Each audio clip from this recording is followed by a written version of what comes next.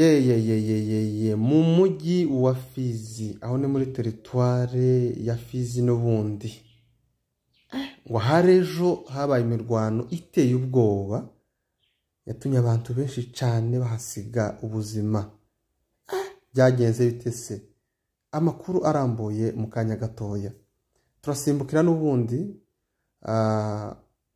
muri Nord Kivu, kandi mu mujyi wa Uvira byifashe gute, bimeze bite?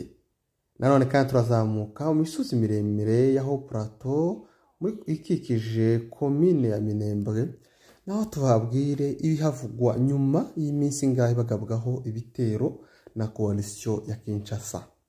Amakuru arambuye mu mwanya. Nshuti bavandimwe, twongeye kubaramutsaho, dushima n'Imana ikomeje kubarinda, dushimira n'abakomeje gukora subscribe. Uyu ni umwanya tugiye kubagezaho amakuru arambuye avugwa uyu munsi tariki 16 z'ukwezi kwa kane umwaka w'2025.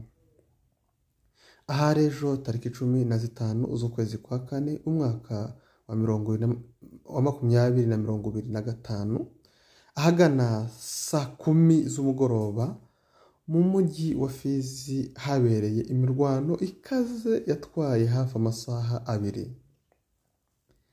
Benshi ziko mwibaza ngo se byagenze gute kuvuga ngo imirwano ibere muri teritware ya Fizi kandi ko irimo FARDC ndetse n'abazalendo, kandi abo ngabo akaba ari inshuti ku yindi ntawushobora kurasa undi. Ariko se byagenze bite?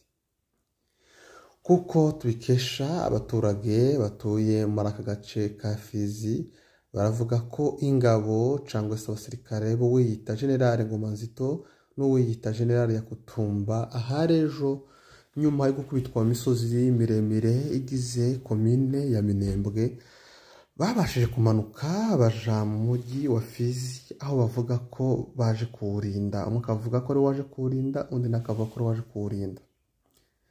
Rero ibi ngibi byatumye haba imfane nyinshi cyane, umwe ataho undi utwatsi ko yapanze urugamba nabi, bigatuma babasha gupfusha abantu benshi cyane.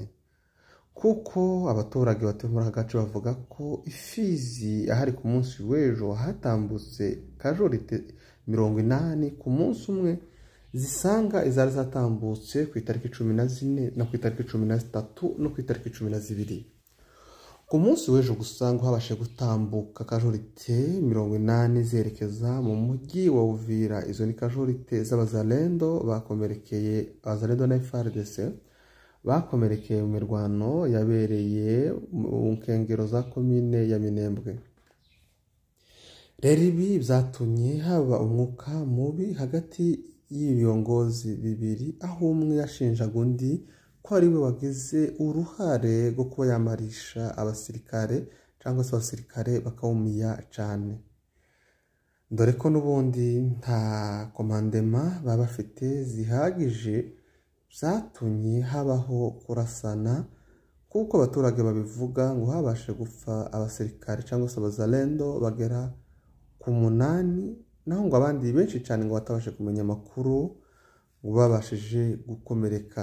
Kuko yavuze ko ubwo hari mu masaha 10 z'umugoroba nibwo bumvishije amasasu avuga, ariko ngo yatwaye umwanya muremure, atwaye ikingana amasaha 2, bumva aracecetse ngo mu mihanda baza gusanga hasigaye mayiti zigera ku 8, ariko inkomeri ntibazimenye kuko buri muntu ahise ajana inkomeri ziwe. Rero nuko byagenze kugeza amasaha. Umutekano turagaruka mu gace cyangwa se muri ville ya Fizi, umutekano turongera kugaruka. Abaturage baturiye ako gace baracafite ubwoba bwinshi. Nanone kandi reka dusimbire mu misozi igize imurenge cyangwa se igize ahatuwe n'abanyamurenge muri Haut Plateau. Uyu munsi wa none tariki 16 z'ukwezi kwa kane babyutse neza kuva Rurambo ukika mu Rugezi, babashe gukingura mu bice byose kugeza amasaha ntaho isasu riravuga. ariko kandi umutekano hariya wicara uhinduka isaha ku yindi, nihagira ikiza guhinduka n'ubundi turaza kubabwira uko byifashe. Gusa aha ku munsi w'ejo tariki 15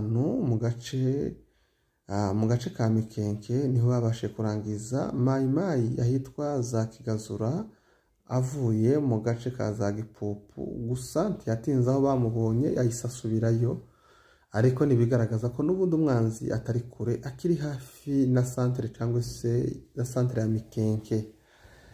Rero nuko byifashe, abaturage batangiye gusubira mu byabo nyuma y'imirwano ikomeye cyane yabereza Karongi, indi ikaza kubera n'ubundi mu burengerazuba za Rugezi. Abaturage batangiye gusubira mu byabo. Ahandi n'ubundi havugwa umutekano muke ni mu karere ka Rurambo, aho ni muri teritwari ya Uvira. Abaturage baho bakomeje kugira ubwoba bwinshi cyane nyuma yo kumenya ko hari igitero cazamutse kiva mu mujyi wa Uvira, ndetse komanda secteur wenyine akaba ari wazamutse ashoreye ico gitero. Ni igitero gihuriweho n'abasirikare b'u Burundi ndetse na FDLR kubw'ubufatanye na leta ya Kinshasa hamwe n'abazalendo. Ariko n'ubundi abaturage bakomeza bavuga ko nubwo igitero caza ntibakutse umutima, kuko twirwaneho ihagaze kigabo, kandi n'ubundi y'intambara ntiruta izo barwanye mu myaka 8 yose itambutse. N'ubu bizera ko nubwo umwanzi yaza ari mwinshi gute, ariko ko intambara baza kwitsinda.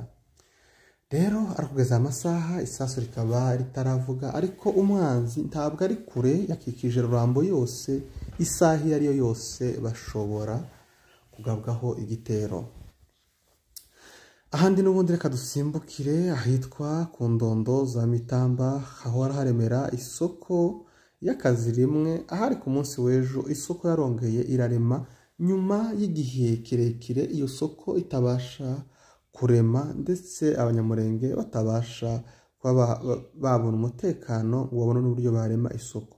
Ariko ahari ku munsi w'ejo isoko yarongeye irarema, ubwo abantu baje kubona imyunyu n'amasabune ndetse n'ibindi bikoresho by'ibanze byari bikenewe mu gace k'Indondo.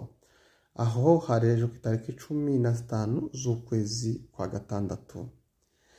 Reka dusimbukire mu mujyi wa Uvira, ariho tuza kurangiriza inkuru zacu. Mu mujyi wa Uvira hakomeje kumvikana n'ubundi umutekano muke nyuma yaho FARDC itange kwirukanamwo abazalendo, ariko abazalendo b'ingabo za Makanaki cyangwa se abagizwe na komanda Makanaki, kuko bamwita ngo ni generale, uwo nguwo nawe akaba yaranze kuva mu mujyi wa Uvira. Rero bikaba bikomeje kumvikana ko hari umutekano muke hagati y'ingabo zo yita generale Makanaki ndetse n'ingabo za FARDC, kuko buri kanya abasirikare babo bicara barasana amasasu make. Ahari ku munsi w'ejo naho bivugwa ko hari umusirikare FARDC wabashije kuraswa. FARDC ikabishinja uwo general Makanaki ko ari we wabigizemo uruhari, ariko nawe ni ibintu akomeje guhakana. Umutekano n'ubundi muri aka gace uracakomeje kuba mubi cyane, aho abaturage bo mu moko amwe n'amwe batemerewe kuba baja mu masoko, ndetse ngo baje mu materaniro babe bakora ibitaramo cyangwa se bahurira ari abantu benshi, kuko umutekano wabo n'ubundi utizewe. Nshuti bavandimwe, naha turangirije amakuru y'uyu munsi tariki 16 z'ukwezi kwa kane umwaka w'2025. Mwari kumwe na Master F. Murakoze cyane.